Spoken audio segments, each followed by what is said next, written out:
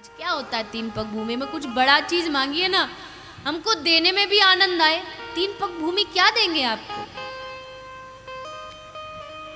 वामन भगवान बोले देखो भैया, हम हैं संतोषी ब्राह्मण और संतोष ही सबसे बड़ा सुख है। संतोषी सदा सुखी, इसलिए हमको ज्यादा कुछ नहीं चाहिए। 3 देना हो तो दो, और वो भी नहीं देना हो तो हम आगे चलते। बलि बोला नहीं नहीं नहीं नहीं महाराज, चलिए आपकी 3 की इच्छा, आप 3 ले लीजिए। जहां आपका मन करे, कहीं भी जगह अच्छी लगे नाप लो। भगवान बोले ऐसे थोड़ी नाप लो, पहले हाथ में जल लेके संकल्प करो कि जो भी कह रहे हो वो पूरा करोगे। बलि ने अपनी पत्नी को आदेश दिया जल लाया जाए। इतने में ये सूचना पहुंच गई गुरु जी के पास। गुरु शुक्राचार्य जी वहीं यज्ञ करा रहे थे। गुरु जी को जाके किसी ने कहा महाराज चलो चलो एक दर्शन करके आओ, बड़ा सुंदर ब्राह्मण आया, बड़ा संतोषी ब्राह्मण है, छोटा सा बालक है, पता नहीं कहां से आया है, क्या नाम है। शुक्राचार्य जी बोले ब्राह्मण है और संतोषी भी है, ये कॉम्बिनेशन कुछ जचता नहीं है, जरा देख करके आते हैं ऐसा कौन सा ब्राह्मण आ गया और ऐसा कौन सा बालक आ गया जो इतना सुंदर और इतना सबको आकर्षित कर रहा है, किसका बालक है। जाकर के शुक्राचार्य जी ने देखा, दर्शन किया और देखा तो पता चला ये किसी का बालक नहीं, ये तो सबका बाप आया है।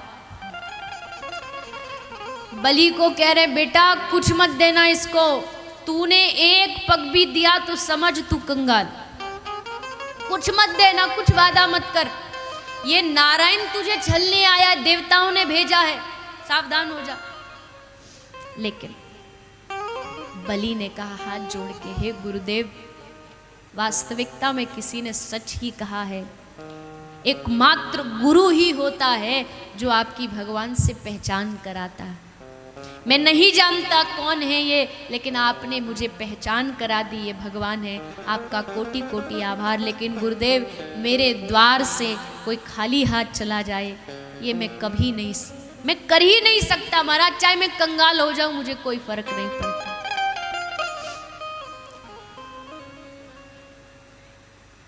नहीं माना बलि, फिर भी गुरुजी नहीं माने। जब जल लाया गया गंगा सागर में भर के, तो गंगा सागर जो होता है उसमें एक पाइप होता है जिसमें से पानी निकलता है। गुरुजी उसी पाइप में सूक्ष्म रूप बना करके जाके बैठ गए, कहीं चेले का धन ना चला जाए। अब गुरुजी बैठे हैं, पानी निकालने, अब जल निकले ही नहीं।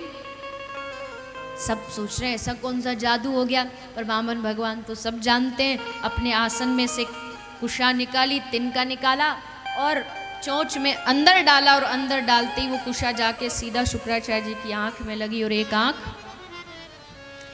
गुरुजी ने सोचा अभी तो एक गई है, ज्यादा बीच में और पड़ा तो दूसरी का भी नंबर आ जाएगा, तो दूसरी जाए उससे पहले यहां से विदा ले लो। शुक्राचार्य जी ने विदाई ली और तब बलि ने संकल्प किया, और संकल्प होते ही सूक्ष्म भगवान संकल्प होते एकदम विराट बन गए। इतने विराट बन गए कि 1 पग भूमि में पूरे आकाश को नाप लिया, दूसरी पग भूमि में पूरी धरती को नाप लिया, पूरा राजपाट जितना था सब 2 पग भूमि में नाप लिया, कुछ नहीं बचा, कंगाल हो गया। अब बता, 2 मिनट पहले तो बड़ी बड़ी फेंक रहा था महाराज 3 से क्या होता है, महाराज कुछ ज्यादा मांगो, अब बता तीसरा क्या देगा। 2 तो हो गए, और अगर तूने तीसरा नहीं दिया तो सीधा नरक जाना पड़ेगा, क्योंकि तूने संकल्प किया है। लेकिन बलि भी बड़ा अद्भुत भक्त है, भले राक्षस योनि में है लेकिन है तो प्रहलाद का वंशज। प्रहलाद की भक्ति बलि में समाई है, इसलिए हाथ जोड़ के कहा प्रभु एक बात पूछूं। ये हाँ भैया पूछो। बोले ये बताओ धन बड़ा होता है कि धनवान बड़ा होता है। वामन भगवान बोले धनवान बड़ा होता है। दान बड़ा होता है कि दानी बड़ा होता है? तो महाराज दानी बड़ा होता है, क्योंकि पैसा सबके पास है, दान कौन करे।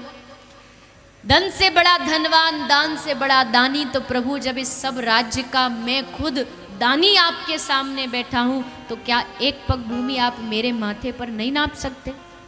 प्रभु 2 पग भूमि में आपने मेरा धन और मन नापा है, लेकिन मेरा तन अभी बाकी है, इसलिए अपना चरण मेरे मस्तक पर रखिए और मेरे तन को भी नाप के मेरे जीवन को धन्य कीजिए।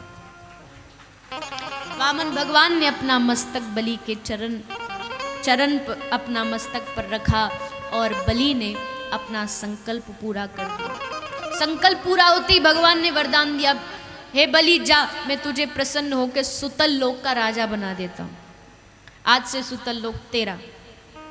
बलि बड़ी जोर से हंसा, बोले प्रभु बड़े चालाक हैं आप, और आपके भक्त भी जो भोले भक्त होते हैं, आप किसी चालाकी में फंस जाते हैं। आप जरा सा कोई भजन करे, आप दर्शन देने आ जाते हो और दर्शन दे के उससे पूछ लेते हो बता क्या चाहिए, मांग। और वो भोला बेचारा भक्त आपकी चाल में फंस के कोई चीज़ आपसे मांग लेता है, आप वो वस्तु तो दे देते हो लेकिन फिर उससे पल्ला झाड़ के चले जाते हो। ऐसे इससे क्या लाभ है महाराज, आपने सुतल लोक दे दिया, ये कोई मेरा ये मुनाफे का सौदा है? संपूर्ण त्रिलोकी लेके मुझसे आपने सुतल लोक दे दिया, कौन सी बड़ी बात कर दी? वामन भगवान बोले तो तू मांग, तुझे क्या चाहिए, जो तू मांगेगा वो दूं। तब बलि ने हाथ जोड़ के कहा, प्रभु सुतल लोक का राजा तो आपने मुझे बना ही दिया है और मुझे इससे ज्यादा की चाह भी नहीं, बस इतनी कृपा कर दो, जब मैं सुतल लोक का राजा बनूं तो आप मेरे द्वारपाल बन जाना, बस इससे ज्यादा कुछ नहीं चाहिए। ठाकुर जी बोले ले, आए थे इसको लूटने और इसने हमें ही लूट लिया, 3 पग भूमि दे करके सब कुछ लूट लिया हमसे। लेकिन भक्त वत्सल भगवान भला कैसे मना कर सकते थे? जब बलि सुतल लोक का राजा बना तब भगवान सुतल लोक में बलि के द्वारपाल बन करके बाहर खड़े हो। ये भगवान की लीला है, कभी छोटे बन जाते, कभी बड़े बन जाते, फिर छोटे बन जाते, कभी नौकर बन जाते, कभी मालिक बन जाते। सारी नौकरी कर रखी है इन्होंने।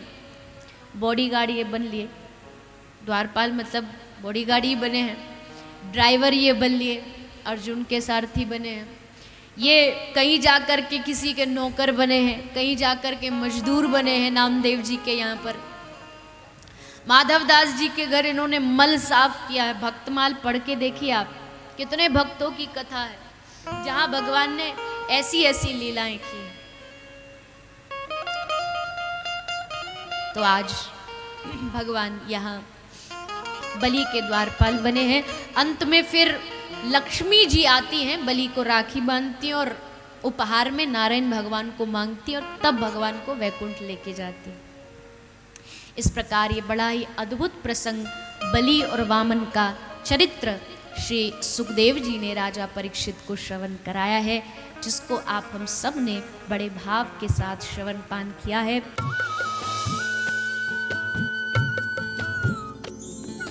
सर्वधर्म संगम, धर्म के सच्चे प्रहरी।